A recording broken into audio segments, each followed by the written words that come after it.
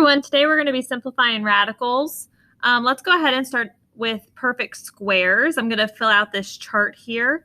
I'm given the numbers 1 through, let's see, it looks like 16, and I want to find the perfect squares of those. Okay, so all I have to do is take whatever the number is that's given to me and I square it in order to get its perfect square.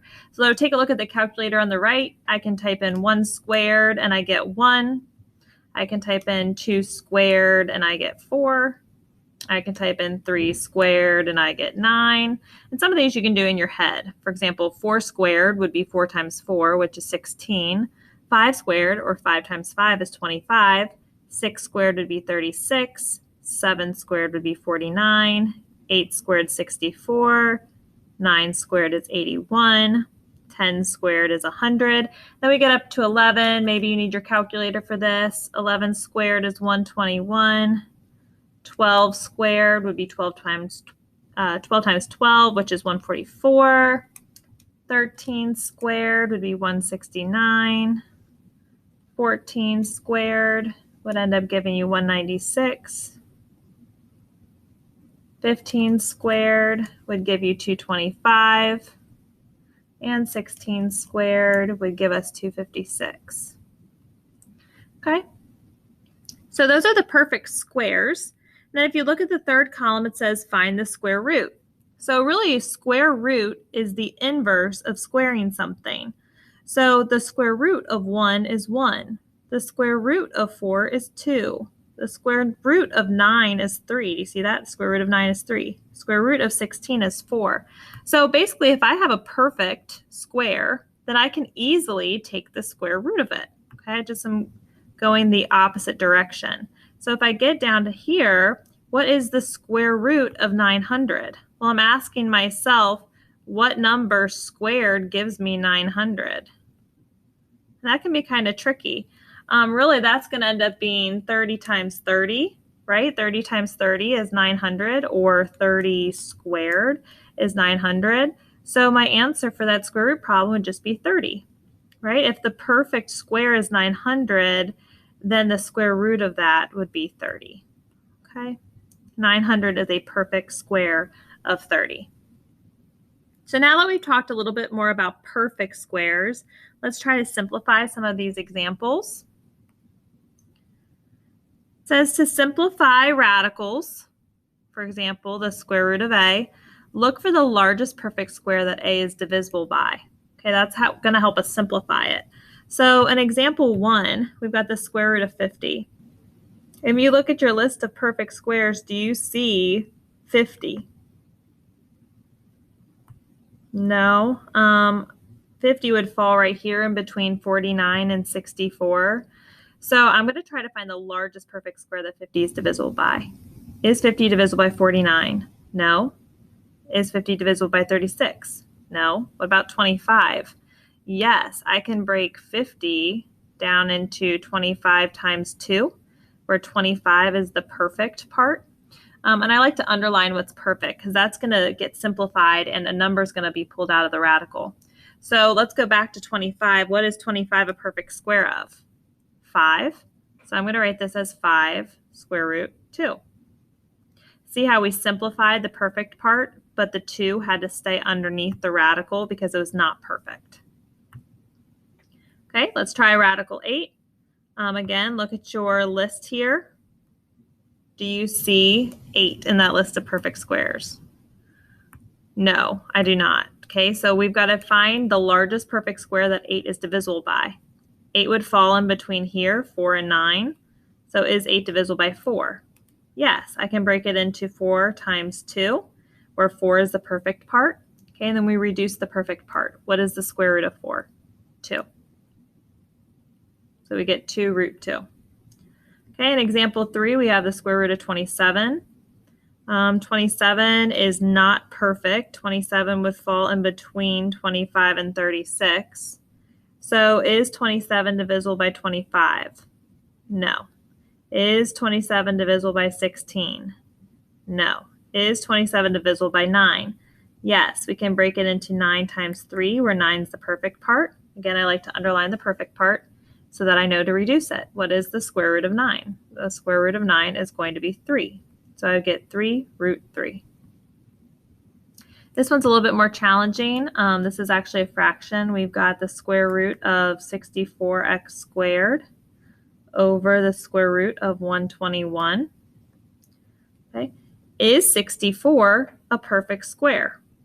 Well, look, is 64, let me erase some of this, is 64 in our list of perfect squares?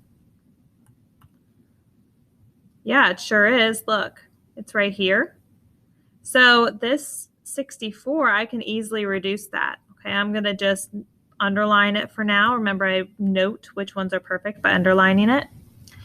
Is 121 a perfect square? Let's look. Yep, there it is. Do you see here's 121? So it is perfect. So I'm going to underline it. And then x squared, is this perfect? Is anything squared going to give me x squared? Yeah, it would be x, right? X squared is a perfect square of x. Isn't x times x equal to x squared? So I would say that x squared is perfect. Okay, so let's reduce each part. The square root of 64 is going to be 8. The square root of x squared is going to be x. And the square root of 121 is going to be 11. Okay, again, we just had perfect squares already, so it was very easy to take the square root of those perfect numbers. What about the square root of 800?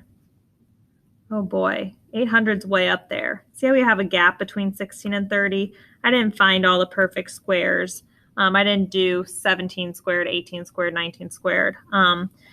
800 is a pretty big number. So let me show you how I would approach it. I would say, okay, what is a perfect square that 800 is divisible by? Well, I know that 800 is divisible by 100, and I know that 100 is perfect. So let's go ahead and simplify the square root of 100. I get 10, right, as my square root, okay, and then 8 has to stay underneath the root because that was not the perfect part. Now, can I reduce the square root of 8? I can still break that down. What is the biggest number that 8 is divisible by that would be a perfect square? Well, 4 is a perfect square, right? I'll underline that. I can reduce that part. What is the square root of 4? The square root of 4 is 2, so I'll reduce that to 2. And then this 2 has to stay under the radical because that was the part that was not perfect. Now the question is, what sign goes right here to tie 10 and 2 radical 2 together?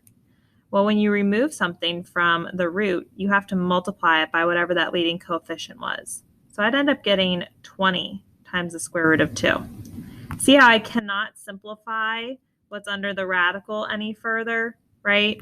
So that's when you know you're done. Take a look at what I got. What is 20 squared? 20 squared is 400. So really, if I wanted to do this problem a lot quicker, what I could have done is if I would have recognized that 800 was divisible by 400, and that was the largest perfect square it was divisible by, I could have done this in one step. Okay? But I don't want you to worry. If you can't recognize the largest perfect square that something's divisible by right off the bat, just find a perfect square that it is divisible by, and you might have to simplify that radical more than once. But that's okay. All right, in example 6, we've got the square root of 0.09.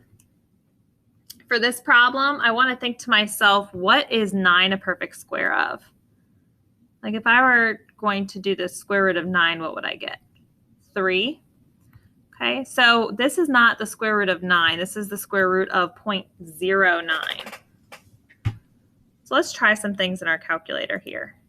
If I did 0.03 times 0.03, I would get 9e to the negative 4. What the heck does that mean?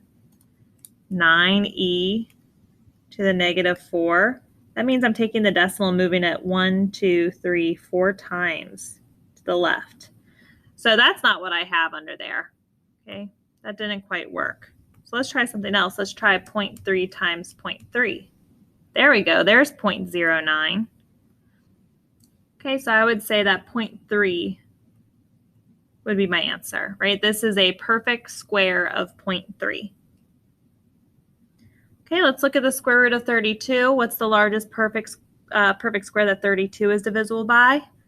Well, 32 would fall in between 25 and 36. So is 32 divisible by 25? No. Is 32 divisible by 16? Yes. So I'm going to break 32 down into 16 times what? 2? 16 times 2, isn't that 32? Okay, where 16 is the perfect square. And what is 16 a perfect square of? 16 was a perfect square of 4. So I'm going to reduce the square root of 16 to 4. And then this 2 is going to have to stay underneath the radical because it was not perfect. What about this one, example 8? Let me show you the mistake a lot of people make. They'll try to separate each term and take the square root of each term, right? They'll be like, oh, the square root of x squared is x. The square root of 9 is 3. No, you cannot do that, okay? You cannot simplify a square root unless all your parts are multiplied together. If you have separate terms that are separated by addition or subtraction signs, you cannot simplify each individual term. Let me show you what I would do instead. Instead, I'm going to try to factor what's underneath here. This would be x minus 3 times x minus 3, or the square root of x minus 3 squared. See how I'm taking a square root of something squared? Well, what is x minus 3 squared a perfect square of?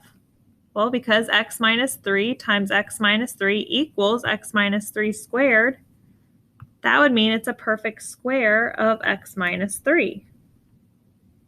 Really, the square root is just undoing that squared operation and leaving me with x minus 3. Okay. Let's see, 16x to the 4th. Is 16 a perfect square? Yes, it is. Right? What is 16 a perfect square of? 16 was a perfect square of 4. So I'm going to note that that's perfect by underlining it. Is x to the 4th a perfect square? Is any kind of number times itself going to give me x to the 4th? Well, x squared times x squared is x to the 4th, isn't it? So I do think that x to the 4th is a perfect square, so I'll underline it. The square root of 16 is 4. The square root of x to the 4th is x squared. In example 10, it's very similar. We are not going to square root each individual term. No, no, no. We are going to factor. So this is going to be x minus 5 times x minus 5. Or we can write this as x minus 5 squared. Now remember, a square root undoes the square, so we end up with x minus 5.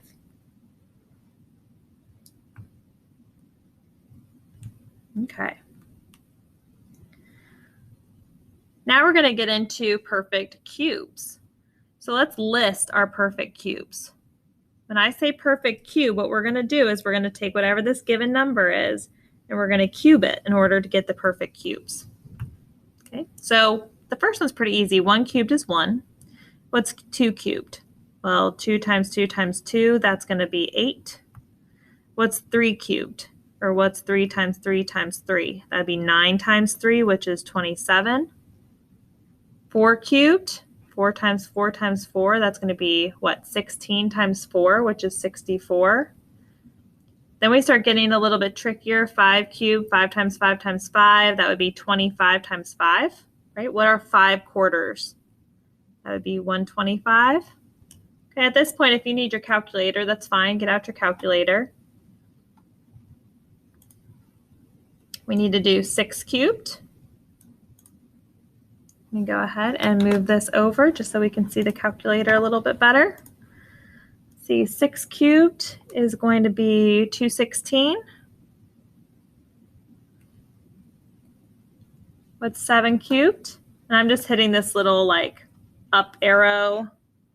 I don't know if you can see it very well. There's this little up arrow right here that I'm using to get cubed.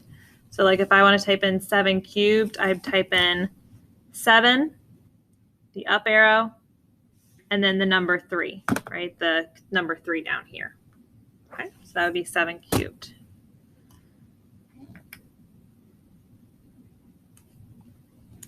That'd be 343. 8 cubed is going to be 512. 9 cubed is going to be 729. And then 10 cubed is going to be 1,000. Okay, thank you, calculator. So finding the cube root is the opposite of cubing something. So like if I want to cube root 1, I'd get 1. If I want to cube root 8, I'd get 2. The cube root of 27, right, is going to be 3. And I could continue in this way. What's the cube root of 64? It's going to be 4. What's the cube root of 125? Going backwards, it's going to be 5, etc. Okay, I'm not going to fill out this whole chart, but you get the idea. So when I'm looking at example 1 over here, we've got the cube root of 16m cubed. We need to ask ourselves, is 16 a perfect cube? Look at your list of perfect cubes. 16 is not in that list. What is the largest perfect cube that 16 would be divisible by? Not 27. It looks like 8 is the largest perfect cube it would be divisible by, right? 8 times 2 is 16. And I'm going to underline 8 because that's my perfect part. Okay, I'm not going to underline 16 because that was not perfect. Okay, just helps me keep track of what's perfect and what's going to simplify. What about m cubed? Was that perfect? M times m times m is m cubed. So yeah, I think that's perfect. Okay, simplifying, the cube root of 8 would be 2. The cube root of m cubed would be m. And then I'm going to have the cube root of 2 left because this number 2 underneath the cube root was not perfect. So it's got to stay underneath the radical. In example 2, we need to ask ourselves, is 27 a perfect cube? Let's look at our chart here. It does look like 27 is appearing in the chart. It's a perfect cube of 3. Let me draw that 7 back in there. Okay, so I'm going to just keep that underlined. And then is a to the 6th a perfect cube? Is anything times itself 3 times going to give me a to the 6th? Yeah, that would be a squared times a squared times a squared, right? When we multiply like bases, we add the exponents. That'd be 2, 4, 6. So yeah, a to the 6th is perfect. So I'm going to underline it. Then we're going to simplify. What is the cube root of 27? The cube root of 27 is going to be 3. And what is the cube root of a to the 6th? Well, we just talked about how that was a squared. So I'm going to end up getting negative 6a squared. When I simplify the cube root of 27, do you see how I put a multiplication sign in between negative 2 times 3? Okay, make sure that you're attaching those together with multiplication. Okay, what about example 3? Is 16 a perfect cube? No, it is not. So I have to break it into a perfect cube and a leftover. So I'm going to break it into 8 times 2, where 8 is perfect. Is x cubed a perfect cube? Sure is. So I'm going to underline it. Simplify the parts that are perfect. The cube root of 8 is 2. Now, what do I attach it to the 5 with? Multiplication. The cube root of x cubed is x. Again, I use multiplication. Do you see that? Multiplication. And then I've got the cube root of 2 still underneath that radical. Again, there's multiplication here, but I'm not going to put a times sign. If they're right up against each other, it's implied. Okay, and then so I'm going to end up getting 10x times the cube root of 2. All right, in the next section here, we've got 2 times the cube root of 250. Is 250 a perfect cube? Look at your list of perfect cubes. Do you see 250 in that list? No, but 250 is going to fall in between 216 and 343, right? So let's go ahead and go just down the list and see what the largest perfect cube is that 250 is going to be divisible by. All right, so is 250 divisible by 216? No. Is it divisible by 125? Yes. Okay, so I'm going to break that into 125 and some kind of leftover. Again, we're looking for perfect cubes, and 125 is a perfect cube. So I'm going to underline that. 125 times 2 would be 250. So simplify. What is the cube root of 125? The cube root of 125 is going to be 5. And how do I attach it to the 2 out front? With multiplication. Now this 2 underneath here, does it get to come out of the radical? No, nothing gets to come out of the radical. So I'm going to leave the cube root of 2. So I'll have 10 times the cube root of 2. Also, guys, just a note. This is really actually an important note. Make sure that you use the correct root. You use the correct root. Okay? See up here how we started with a cube root? Make sure that you've got that little 3 drawn in or it's not correct. For example, if I just put this, that would not be right. Okay, you need to make sure that you're using the correct root. All right, down here at the bottom of the page, it's talking about perfect quartics. So I'm going to take my number and I'm going to raise it to the 4th power. I'm just doing this on my calculator. 1 to the 4th power is 1. 2 to the 4th power is going to be 16. 3 to the 4th power is 81. 4 to the 4th power is 256. 5 to the 4th power is going to be 625. And then it jumps up to 10 to the 4th power, which is just going to be a 1 with 4 zeros. So 10,000. Okay, now raising something to the 4th power is the inverse of 4th rooting. So if I want to 4th root something, I go the opposite direction. So the 4th root of 1 is 1. The 4th root of 16 is 2. The 4th root of 81 is 3. What's the 4th root of 256 going to be? 4. The 4th root of 625 is going to be 5, etc. Right? The 4th root of 10,000 is going to be 10. So here I've got the 4th root of 81. What's the 4th root of 81 going to be? That's going to be 3. Negative 2 times 3 is going to be negative 6. What's the 4th root of 32?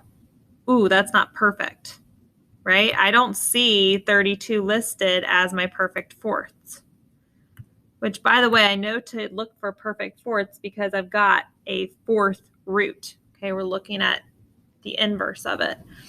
Okay, so where does 32 fall in my list of perfect fourths?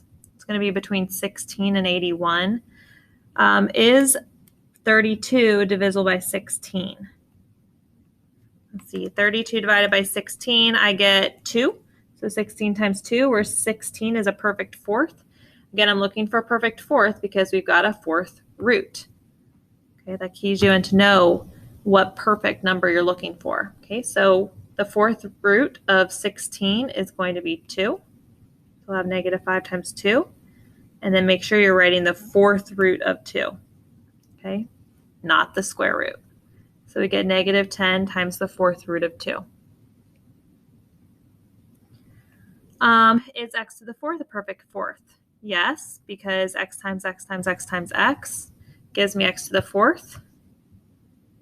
Okay, so x to the 4th is a perfect fourth of x. Again, the 4th root undoes the 4th power and leaves me with x. Same thing here, the 4th root and the 4th power, we would just end up with this 2x plus 5 factor.